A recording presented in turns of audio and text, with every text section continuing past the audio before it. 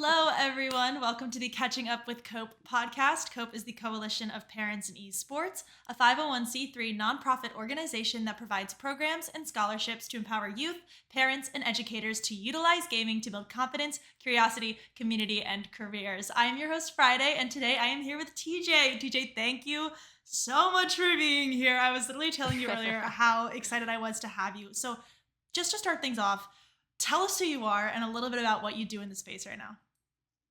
God, what do I start with what I do in the I space? was That's the about to problem. say, I was about to say that's a loaded question. But no, I mean, so for those of you listening, my name is TJ Stevens, DJ TJ Online. I guess what I mainly do is that I'm the director of esports at the University of Georgia and also head coach for Ghost Gaming over in the Ultimate Endgamers League. I do esports casting for the Southeastern Esports League, the Collegiate Conference Series, and some lands going on pretty much every year. Shout out Boost on the Beach. Love those guys. So I Yes. mean, I'm kind of doing a little bit of everything. Podcasting is also something that got started this year. I think we're like 6 episodes into Third Man. So shout out Boost Over Ball, shout out Third Man. Yeah, I Yeah. mean, it's been a crazy time in my career to be in collegiate, but I have no complaints. So yeah, a little bit of everything. No, it's great. I knew that question was just going to be like you listing off like everything you do. So I do kind of want to start with esports at UGA. What do you like your major right now at school? Is it STEM related? Is it, where are you sort of positioned at your school in terms of like your major? Yeah, business management, which is Okay. pretty fitting given my role as director. So yeah. And did you go into school with the idea that you were going to be involved in a collegiate esports program? Like was that like a goal or did that happen like after you got to school? That's a really funny story. With esports at UGA, so I led my high school program along with playing in it. Loved doing that. Had a really good time. Had some successful stories through there, and so I kind of had already wanted to do it. I didn't envision myself kind of rising the ranks within my first year, but I joined the esports at UGA Discord. Let's see, a month before I graduated my senior year, so it would have been April. And then I started kind of just meeting people, talking with leadership, because I already knew I wanted to be an officer, Yeah. or like a game coordinator, which is what we refer to the people who like oversee certain teams in certain games. We call them game coordinators. So I knew I wanted to do that with Rocket League. And so I was talking with them, and the next thing I knew, over in June, all the seniors who were in leadership, because it was a full senior team, they all basically just said like, "Hey, like we're leaving, and things are just the way they are right now. So if you want to be, which was president at the time, then you can be president," because they didn't have anybody apply for president, vice president, secretary, or treasurer. Oh So my, yeah, that's no. every like And this officer was and this role. was a program, yeah, and this was a program with like 800 students. So, Wow. granted we were divided very heavily before I got the chance to kind of step in, but still like total membership was around 800. And so for them to kind of just leave it to the side, which no hate to old leadership, they did their best and that's all they can do. Yeah, of course. But yeah, they just kind of threw it away and nobody else wanted a part of it. Even any other freshman, sophomore, junior, senior. So yeah, I just kind of got the reins and I got to basically rebuild everything from the ground up my freshman year.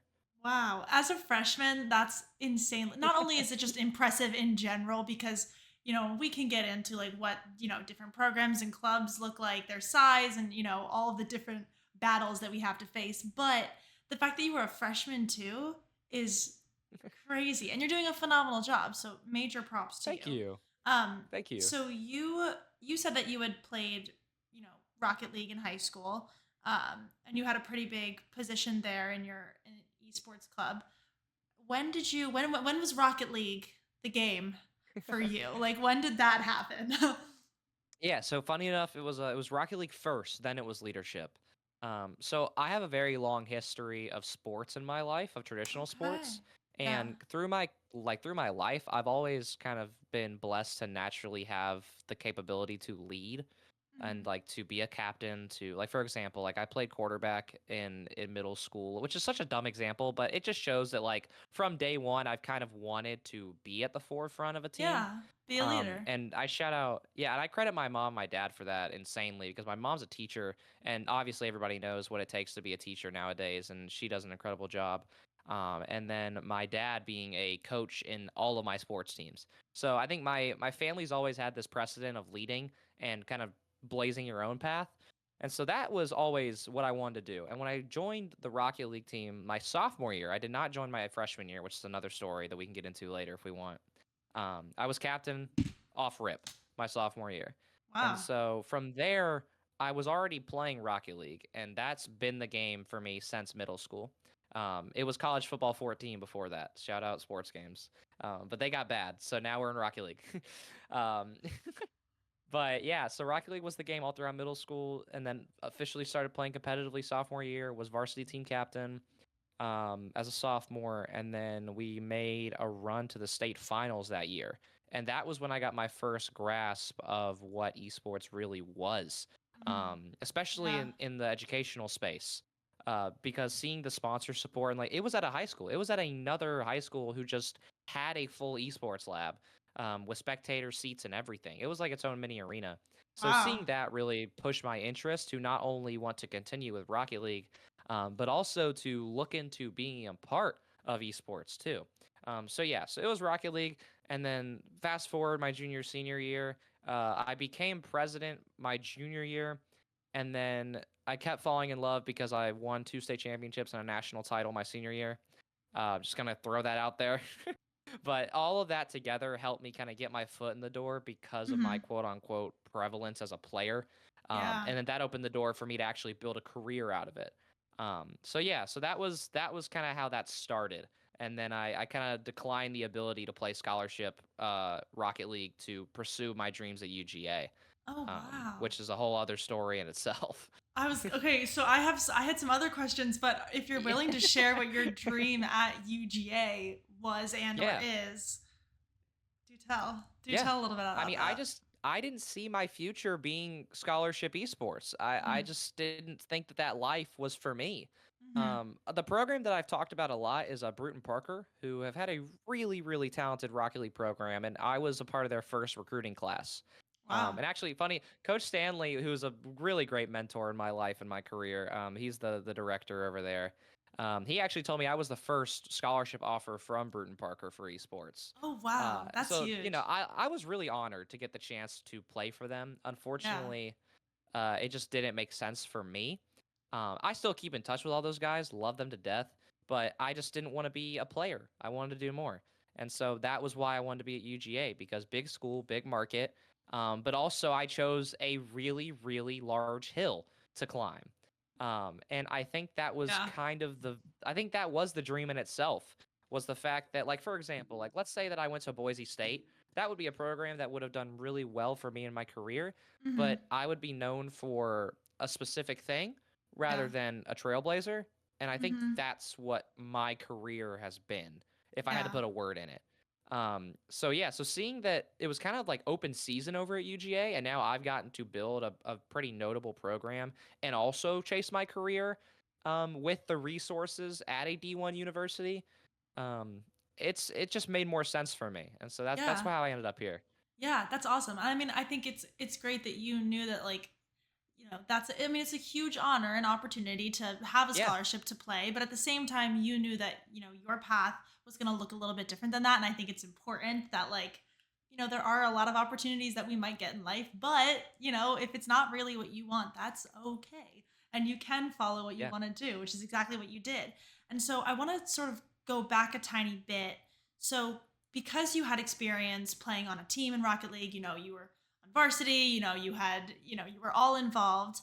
I usually sort of relate this to this podcast has heard me talk about theater a lot, but part of what I think made me a better performer over time was learning sort of the behind the scenes of the stage and being like part of the crew and doing that sort of work. And I think that there is something important to, your position now as a director, having been a player and knowing what that's like. Do you feel like that experience has, given you any more skills or like helped you be a better director at UGA? yeah. I mean, easily, I would say that being a player first, and especially me being fortunate enough to play at a really high level, that really paved the way for me to understand what it is like to lead in this space. And Hmm. especially my casting career. Like a lot of players have actually came up to me and told me that because I actually have insight to what a high level player kind of sees. I mean, it's the same thing Yeah. with any sports league, like traditional or esports. If you have high level experience, the whole casting transition is really easy. And I would say the same for directing. Again, I've had so many really great mentors in my life, and I got to learn a lot from them. Mhm. Specifically, Jonathan Lilly, shout out Coach Lilly. That's my high school esports coach. But also Yes. PK Graff, who is my home county's. We have our own esports like kind of program in our county office, like our board of education, because they Mhm. love esports so much. And PK is the guy Awesome. who pushed the envelope there. So yeah, getting to see that and getting to see how they kind of built these other like built myself included from the ground up. Coach Lilly did definitely had a hand in that, and then PK kind of helped me see the professional behind the scenes. Yeah, that was definitely that in tandem with me being a player helped me understand my students, which is crazy to say because I'm only a third year. But it helped me understand my students who are basically my coworkers and also just family to me at this point. Um, and also just to help lead my teams better too. So yeah, getting all of that together through high school was definitely huge. Yeah, absolutely. I totally hear you, and I completely, obviously, agree with you on that.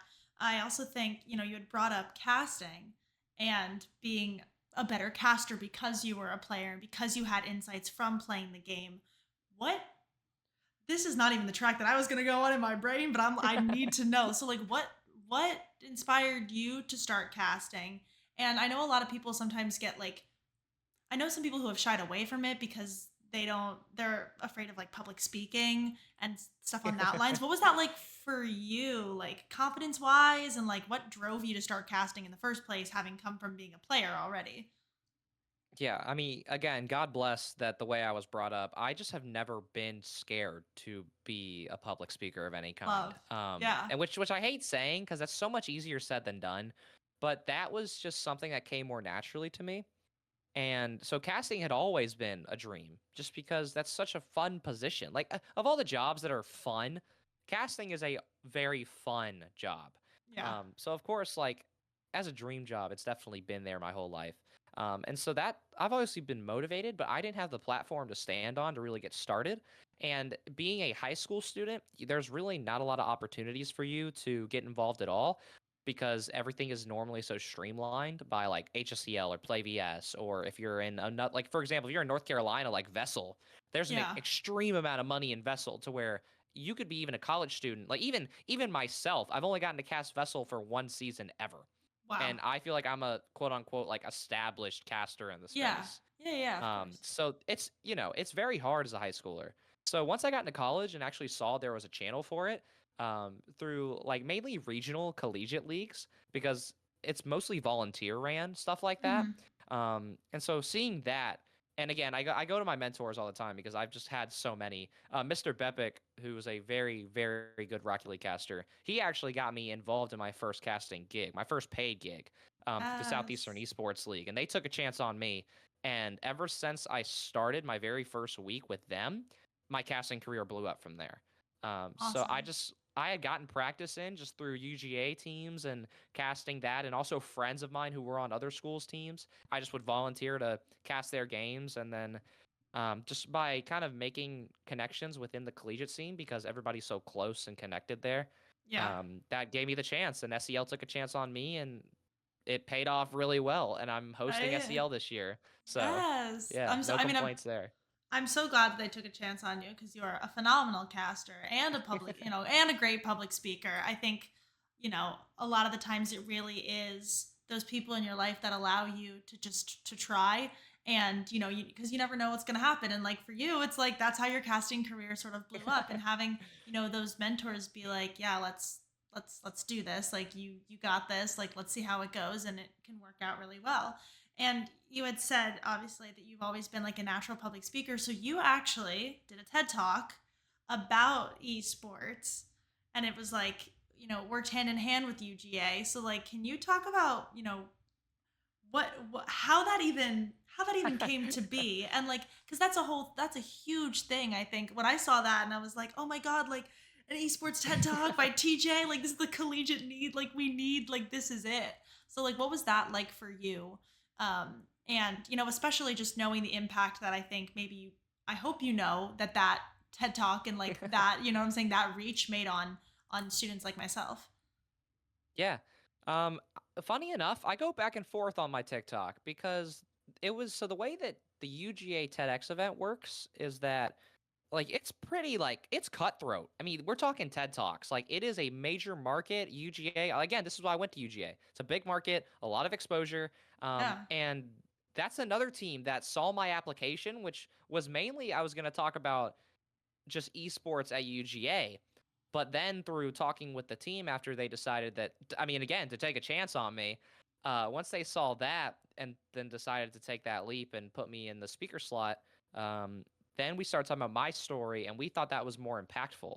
And I Mhm. agree. I do really appreciate that I got to share my story and my kind of quote unquote come up into the space. And I Yeah. also got to talk a little bit about kind of like it was a very introductory TED Talk, which I'm very blessed to have done. I do hope that there is a day where I get to come back and do something on a more expert level, which I will say that was the scariest thing I've done in my life, easily. Really? Easily the scariest thing I've done in my life. I Because I've mean, always been a perfectionist, and I was you gonna, just simply, yeah, you're never ready. You're never ready to do something that big. yeah, Like seeing the TED letters on rehearsal day, I genuinely could not get through more than 2 minutes of my speech, and it's a 10-minute talk. yeah. So I'm just again like, God bless that rehearsal went really poorly. And then the night before, I had some incredible help from my curators. And then I came in on the day of, and I was like the seventh speaker. So I sat there and waited like 3 hours, 2.5 hours, 3 hours. And again, God bless, I got up there, and in my opinion, it went really, really well. And it was probably the best take I had ever done of that talk. Yes. So yes, it was. To get back to the main question, yeah, it was insane. It was incredible, and that was the process of kind of how that whole thing happened. So I Yeah. am very happy that it's out and it's the way that it is. But I do hope that I get to come back and be a little more advanced in terms of my approach than because Athens is obviously we're very behind in terms of esports and gaming as a career. Mhm. So that's why I had to kind of be more informational and Yeah. introductory. So Yeah. we'll see how it goes. I'm hoping that you're coming back for round two. I also think though that it's very smart that you did that and made it sort of more of an introductory thing, because when we think about everybody that needs to kind of be aware of esports and like where we're all at as a collective, even though some of us might, have a lot more knowledge Yeah. on the subject, there are some people that don't. So I think it's very smart that you played it that way instead of sort of already starting like three-fourths of the way into what esports is for people who maybe don't know it all. And so I think that was very strategic and smart on your end. And keeping with education and all these things, I want to go back again to when you were talking about going to UGA. Is there any like education programs in terms of esports at UGA, or is like the esports club it? Yeah, absolutely not. The Okay. closest thing that UGA has ever offered Okay. was that my freshman year, we have something called first year Odyssey classes, which are Okay. basically like literally like for fun participation classes. It's supposed to be Yeah. stuff to just help you get comfortable with showing up to class and getting used to a campus as big as Athens. So they're just for fun classes. So I had this great professor. Her name is Dr. Grace On, and she is actually the head of the VR studies department at UGA. Oh So I wow. didn't even know we had that, but we have a virtual reality studies department. And so she actually had a section of her class about esports, and I was in this class. And so that was just a natural like, hey, like I run the club. Like Yeah. I'd love to talk about it. And funny enough, I actually like presented a full class. Like I actually like was teaching a full Whoa. class on esports. That's awesome. And that kickstarted a great relationship between me and Dr. On as well. Yeah. So yeah, that's the closest thing that there's ever been. So funny Okay. enough, I guess being a professor is in my bloodline as well somehow. I was Um, about to say, like, you're adding that to the list yeah, of everything you do. It's yeah, crazy. um, yeah. No, but nothing near that has even been E- considered at UGA. We are still very early on in the Okay. normalization of esports, Do but yeah. you hope to get there one day with UG? I mean, it might not be in your time just because you are, Oh, what I'm I'm saying, you have aware. like 2 years left, but like, Do you hope to see that one day at UGA, or do you really think that right now, where the club's at, maybe moving towards like a like official like athletic varsity program is something just that, or do you think that like you could see the education space taking over some part of the school? Yeah, I can definitely see it being involved in curriculum. I mean, I've been a part in creating esports curriculum, both in my home county and also helping out with some contacts in different states as well. So like I'm very familiar with Yes. what that class looks like and the Yeah. vision of it. But we're just it's so like I have a very, very long list of like dreams and things that I would love to see esports at UGA kind of Mhm. kickstart. Unfortunately, it's just not possible to get there until we get some sort of varsity support. So Yeah. if esports at UGA gets to a day where we can attach ourselves to a college, which God bless is actually possible in my time, believe it or not. And if that happens first, then yeah, then once we attach ourselves to a college, the curriculum would be the next best step after we actually kind of like have a lab and support like we're like this is something that I've also talked about with the school that I'm referring to at UGA. We've talked about having their students and our club members both be involved in certain projects. Like for Yeah. example, like it's the school I'm talking about is a college of journalism, Grady College of Journalism. Love everybody a part of the program there.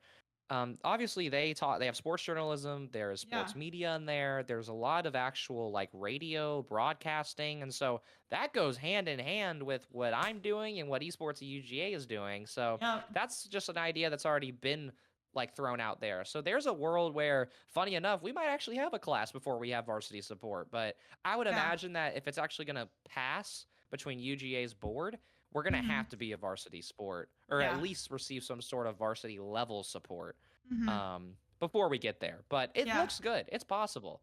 Yeah, I totally hear you on that, and I do think it is possible. Like what you're saying to me sound like makes sense. I also am Yeah. coming from a school. I hope no one's from my school is gonna watch this when I say this. But like we do have like the majority of my school, like, yes, we do have a very well-known film program and we are a communication school, but like our sports sector specifically, like our sports broadcasting, the radio, like I sometimes say that we have a basketball court and sports teams just so that we can do sports broadcasting because so many students are involved in that sort of realm. And so like that's been one of the things for us is like really trying to like connect these two realms that exist unfortunately separately at the school but could definitely exist together. So I totally hear that. And now I kind of want to switch gears a little bit because I want to talk to you about Ghost Gaming. Because hello, head coach. But I kind of want to take it back before we get to that. I want to take it a tiny bit back. How did you get involved with Ghost? When did this happen? Yeah. Like, tell me the line. All right. So Ghost is one of the few orgs outside of like a Gen G, for example, Hmm. who really have tried to I don't know a better word for it, so I'm just say dabble in the collegiate space. Yes, Um, love. No, I because hear you. because obviously Gen G has had their collegiate programs and Yes. their Hmm. study abroad program, I think is what it's called. Yeah, they're And they've educational been programs. really yes, that's what it is. Yeah. So they've been really great at kind of pushing that. And so as I was coming up through high school, because I had kind of had a platform to stand on given my success, I guess, as a high school player, I actually met Todd Harris, who runs the show at Ghost and Skillshot Media next door as well. Awesome. And so because of that, that was when the conversation started. And my mentor, PK Graff, also got involved in that. And so from there, it was just this pipeline of Todd heard us out and he saw the value in my story. He saw the value in friends of mine that PK was also mentoring, and kind of saw how our come up had been. And so he saw there was value in it. And then PK got signed to Ghost. And then PK got to, well, it was me and PK. We built the Collegiate Ambassador program at Ghost from the ground up. And so because of that, I had already had a kind of a foot in things. And so I was the first one signed to that. And then we signed, I think, 10 others that first year. And that was the kickoff of my involvement with Ghost.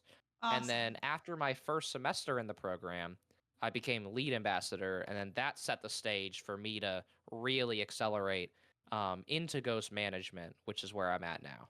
Yeah, which is insane. So first of all, it like you literally basically worked with PK to like craft all of that, which is Yeah. awesome. And that builds so much experience, and you really had your hands in there on what it is like to build something like that. and now you're head coach. So you're the head coach at the moment for like 32. Like how many titles are we talking here? Yeah, so shout out the Ultimate Endgamers League. It's one of one, that's for sure. I don't know the exact number. I'd have to double check, but I believe it's close to 30 games. What does that Which look like? Because when I think coach, I literally think like someone playing, like someone who's like specialized in every single game to the point where they give like every single hour that they have of their day to that one game with the one team. What is that like for you with that many titles? What is yeah. this role? Like tell me more. Yeah. So I did look it up. It's 33 30, games, that's more 33 than you had titles. said. Yeah, 33 titles divided into 5 different subcategories. I believe it is shooters, racers, strategy. God, I should know this. It's okay. It's okay. Shooters, It's okay. racers, strategy.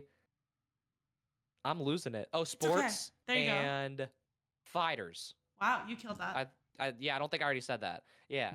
So those are the 5 main categories. So look, I'm gonna be completely upfront because this is the glory of UEL. Um, you don't have to be perfect in every game to win because it's not Mhm. about that. It's called Yeah. Ultimate Endgamer. So it's about you being good at every type of game that there is. So that's what makes it really cool. And from my experience as a coach, like, look, I'm gonna be honest, a lot of people could hop on Street Fighter and roll me right now, and that's okay. And that's fine because I'm gonna get it right back in Rocket League. And Yeah. that's what the team dynamic is like, is Mhm. that everybody has their strengths and weaknesses, and it's actually about all of us coaching each other than it is Mhm. about me coaching people. Yeah. So it's a really, really cool community initiative, and there's a $1 million prize pool. So like, we're talking this is some serious cash and That's some a lot. serious That money. is, Like yeah, that's these are serious. yeah, these are professionals. And people like you might run into them at Plat and Valorant and not think so at all, but these are professionals because you can Yeah. be okay at a game like Valorant, or you could be top 1,000 in Street Fighter and be terrible at Need for Speed. Like that variety is what makes my life as a coach easier because I don't have to be perfect. Mhm. Um, really, I'm more of a general manager than a coach if we're getting down to titles or whatever. Yeah. Um, but yeah, so no, I do not have to be perfect. I do not have to be an expert, but I do have enough experience in these titles to be of help to those who are brand new. Because we do have Yeah. rookies that we sign. So we do have people who have never touched a game like Street Fighter. And Mhm. I just bought it yesterday. So, I have enough Love it. knowledge to at least be like, hey, here's where you get started. And then Yeah. my goal is to help you develop.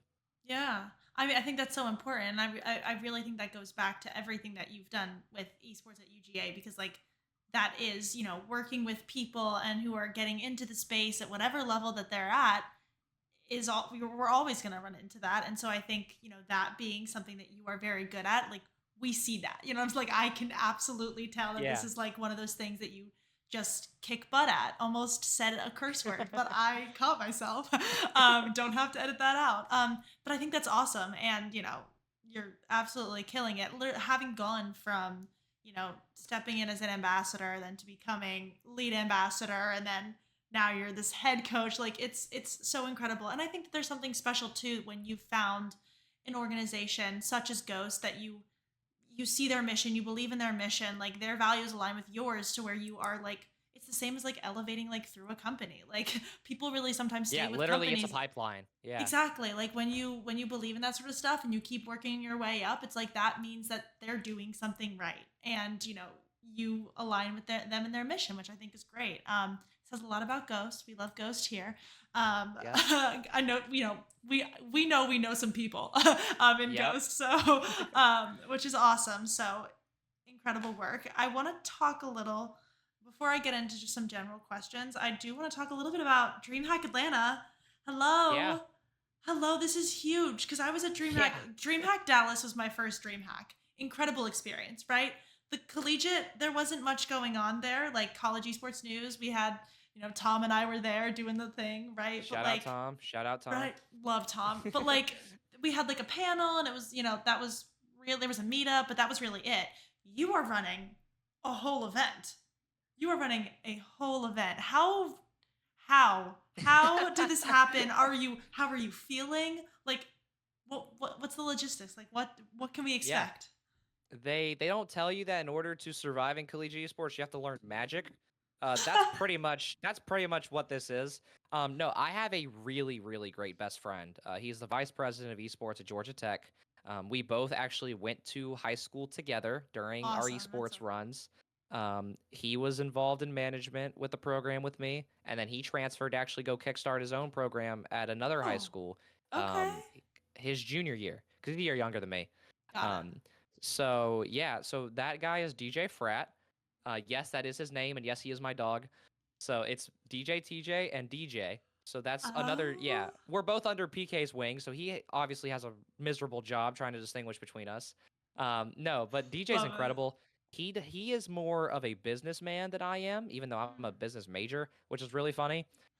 So me and him tag teaming has been really successful, and because of his involvement at Georgia Tech, we actually got a spot at MomoCon this last year. So MomoCon Yeah. 2024, we got to run a collegiate invitational at MomoCon. I remember hearing about that. I remember seeing that Yeah. online. Yeah. So we Awesome. got to do Rainbow Six, Valorant, and Rocket League, and it was 8 teams in every event. So that was a blast, and that also went really well. Well enough to where we literally went to DreamHack, which again, shout out DJ because he got his foot in the door, and then he got both of us in there. He got us in front of DreamHack's marketing team, and they love what we did. And obviously, DreamHack Atlanta specifically has not had a major collegiate event since I believe 2022, which was my first DreamHack. So to see it go from that, then really not a lot of events going on last year in Yeah. 2023, and then DreamHack is like, hey, like we're aware of the collegiate scene. We'd love to have y'all.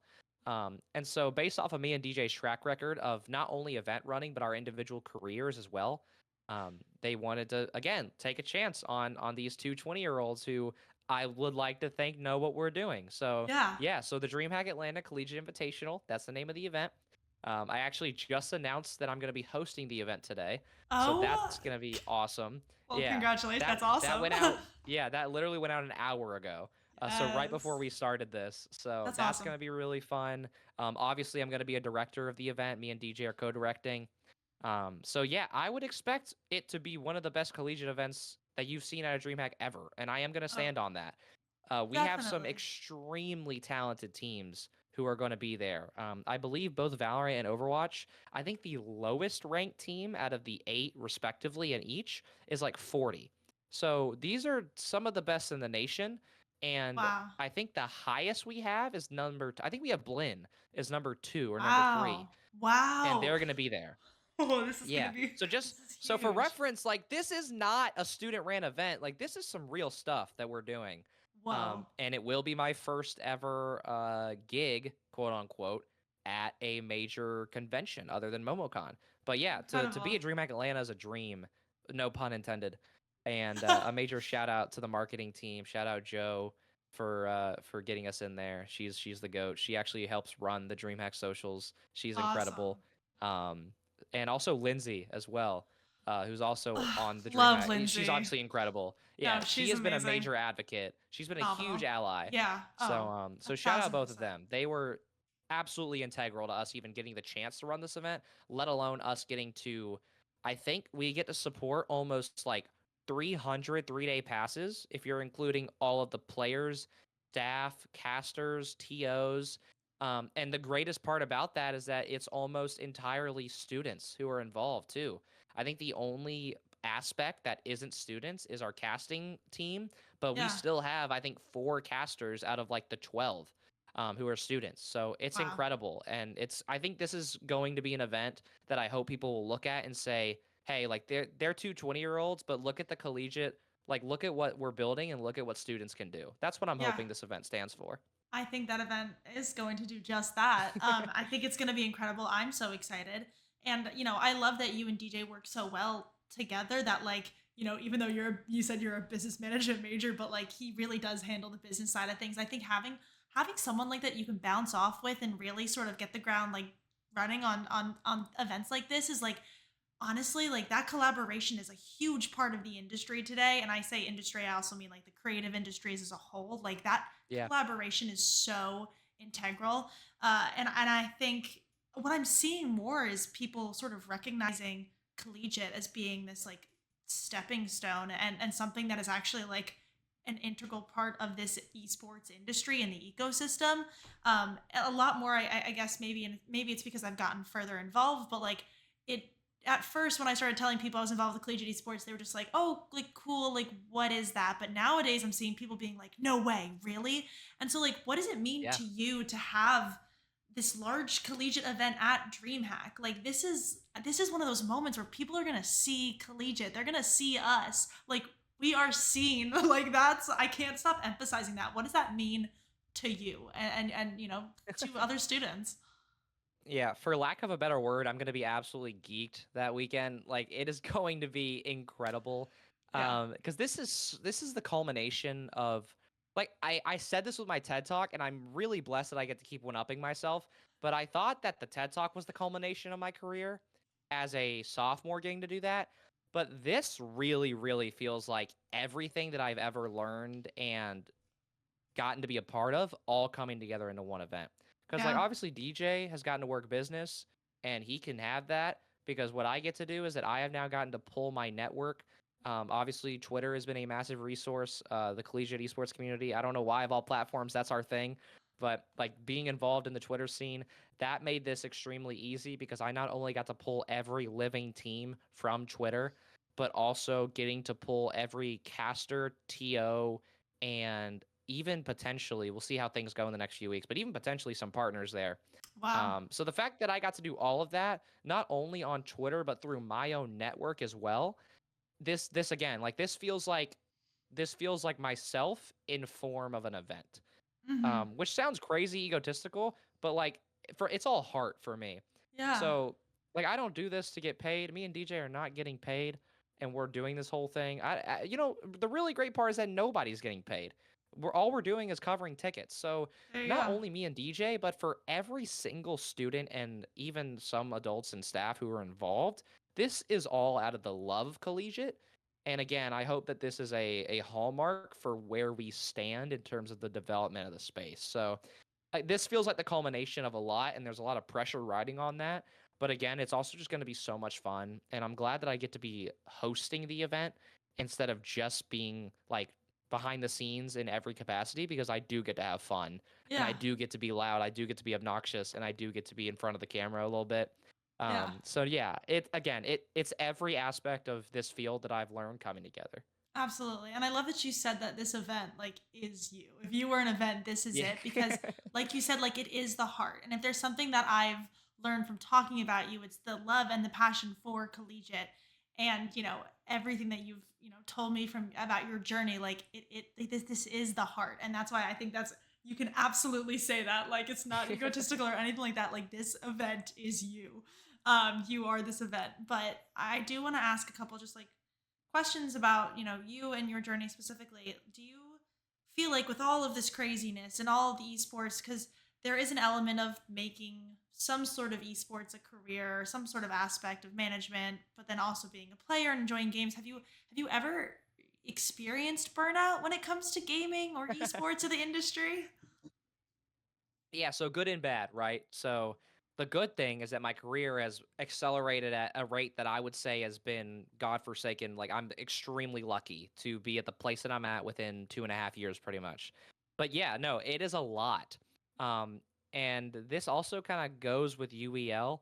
It's like Hmm. getting to spread yourself out into multiple different fields and hobbies and interests within a general space has been a really good way for me to diffuse burnout Yeah. while also still contributing to my career.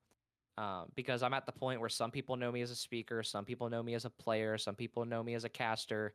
So I don't have to sit here and put too much stress on myself for one specific thing. And one thing that, because obviously with what COPE stands for and what I feel like that my career has been, I do want to mention this too, is like being a player was kind of what my life has been. Like always being a sports, like playing in sports, playing in Rocket League, like that's been the core of what has made me the person that I am.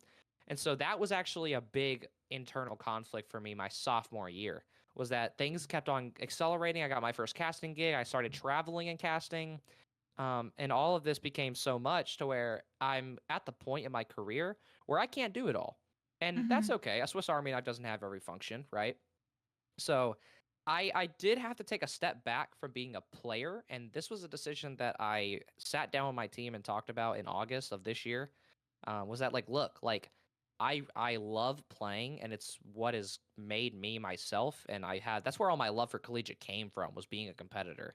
So to step back from that hurts, but I'm also at a point in my career where I can share that love in other ways through casting, through event organization, through podcasting, to where it's okay and Yeah. it's gonna be fine. Because I knew when I got to UGA, I knew I wasn't gonna be a collegiate player, and originally I was like, okay, I'll play till my senior year. And even though I'm not technically like retired, I am still playing under UGA. I'm Yeah. not putting in nearly as many hours. So like if I don't win a title this year, like it's okay because I realize that my purpose in this scene is not to be a player, and if it's to provide the platform or the pedestal for others to stand on or for me to highlight those stories, I would love to do that for the rest of my life. So if that's what my purpose is, especially within this space, that's where I'm at. So Yeah. yes, I've experienced burnout, and yes, I've stepped back and I've had to give some things up, but I know that I have a greater purpose, and I think that applies to anyone and everyone. Yeah, absolutely. I think that's beautiful what you said, especially about highlighting other people and their Not stories. rehearsed, I promise. Yeah. It's no, it's great. It really is beautiful. And I think, you having experience being a player, like we talked about, like that has given you a lot of tools and helped you in a lot of different areas. And, you realizing that it's okay to step back from it and that there are other outlets that you're able to put your time to. You're not leaving the scene or anything, like, you know what I'm saying? Yeah. Like, you just know that there's a greater purpose for you within all of this. And I obviously wasn't a player to the extent that you were. I was on a team for like 2 semesters playing Valorant, right? And I easily realized, I was like, oh yeah, this is not for me. Yeah. Loved it, like it was great, but like I just knew that what I could bring to the table was not being a Valorant player, and that is okay. But so I completely hear where you are coming from, and I think it's great that you did talk about how being involved in the different areas of the industry actually helped sort of just like spread all of like what that stress sort of would be like, and where the burnout would like sort of start to filter in. And you were able to add time in one place and take it away from another, and that sort of thing I think is actually really important. Um and so I want to sort of ask, because we're honestly, we're just close in age, we're still young. Yes. Are there any Yes. obstacles that you feel that you have faced, and how did you overcome them? Ooh, all right. Let me bite my tongue here. I love my school, but the issues that people face in collegiate are spread no matter where you're at. So, Yes. trying to propose to a board, especially in this day and age where esports is starting to become accepted, but we're talking like for example, like a school like Northwood who is relatively on the smaller scale and they bought into esports and they've become the program that they are. That's awesome. And like Maryville too, like they have a McDonald's sponsorship for crying out loud. Yeah. Like I'm really happy that Yes. schools like that who esports is of value to, they get to do what they get to do and they get to have fun and also develop some really talented players through it. But for the rest of us, because like with all due respect to those programs, that's the top 1%, if that. Hmm. I would even say it's arguably less. Yeah. So for the rest of us, that's simply unachievable. And that's okay because we have our own battles to fight, and that's kind of where I'm going with this. Is trying to propose to a board, trying to explain to parents, trying to explain to people who don't see how important gaming is as a whole, not esports. I'm talking gaming being accepted because that's what this all boils down to. That's the biggest obstacle. And I saw that in my high school. I was fortunate enough to where the value of esports in high school in the state of Georgia and now in almost every state in the US is of really good importance because that's just how high school is versus where colleges are their own businesses Yeah. and they have to choose. Like, for example, UGA is not dropping football anytime within the next 100 years. And that makes perfect sense and that's okay. Yeah. So why would they pick up esports, right? So it's navigating that and explaining the purpose, highlighting stories like mine and yours, and many others in the scene who are putting in so many hours like ourselves. That's the biggest obstacle. And there's obviously a slew of other things I can get into, but that's obviously the biggest one. No, I completely agree with you, and I think that idea also, like you said, of highlighting the stories of all of the people whose lives have been changed because of gaming. And the more that we realize that, like, so many of us are gamers. I was sitting in class today and my friend, love her, I never really see her play video games. She pulls out her laptop, she's playing Roblox. She was playing Roblox. She was playing Dress Dress to to impress. Impress. Yes. Yes. Like, Yeah.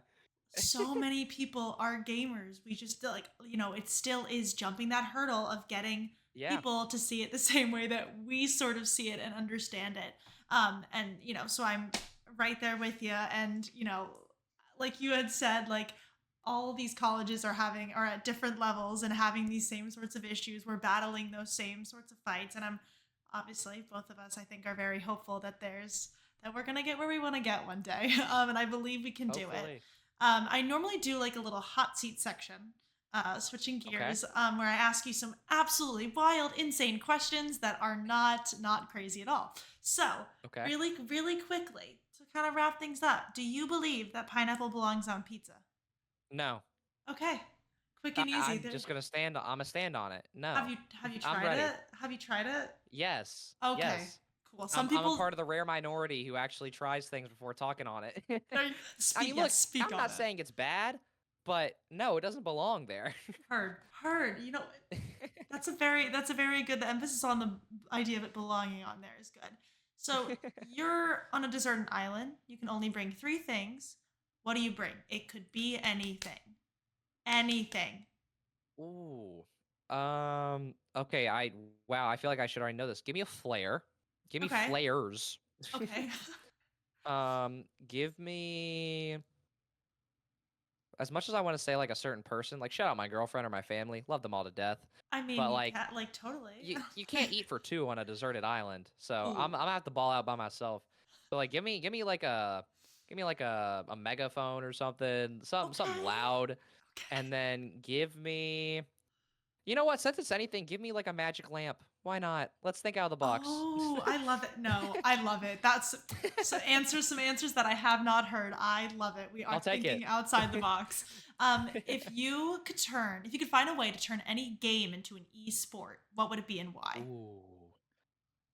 Any game into an esport. Yeah.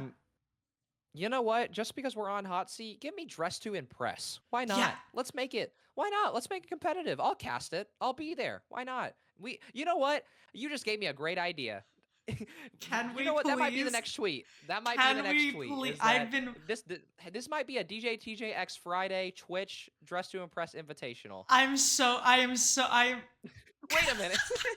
All you right, it know might happen. It you might know happen. I'm so ready, and I've talked about this. I'm like, we're getting the gamers that don't call themselves gamers to play Yeah. because it's dressed to impress, and they will. All right. Well, So that might happen. Why not? can't wait to see that happen. Yeah. My next question: are you allergic to fruit? No. Okay, that's not the question. That's just me asking to make Oh, sure that this is okay, cool. I was like, um all right, sure. what fruit would you be and why? Oh man. All right, I might be really stupid here. Is an avocado a fruit? Am I crazy? Yes. It is, It right? is. A tomato, like tomatoes and avocados are both things that I think people think are vegetables, but they're actually fruits. Yeah, give me an We're avocado. we Why are not? we are like adults.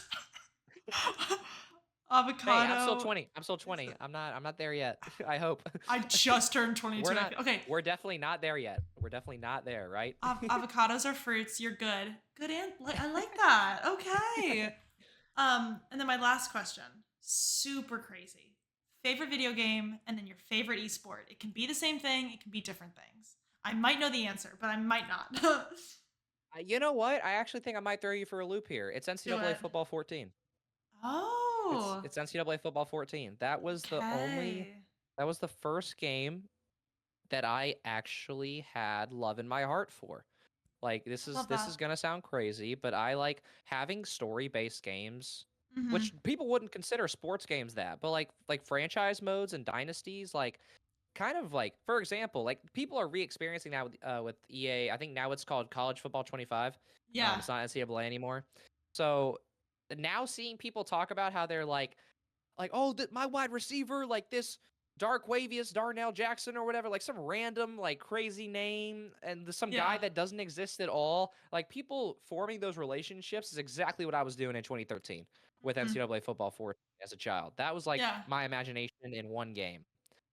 So yeah, no, that kickstarted my love and my hobby of gaming. So yeah, that Love holds a that. special place in my heart. Okay. I love that. Good answer. I threw me for a loop. I thought you were going to say Rocket League.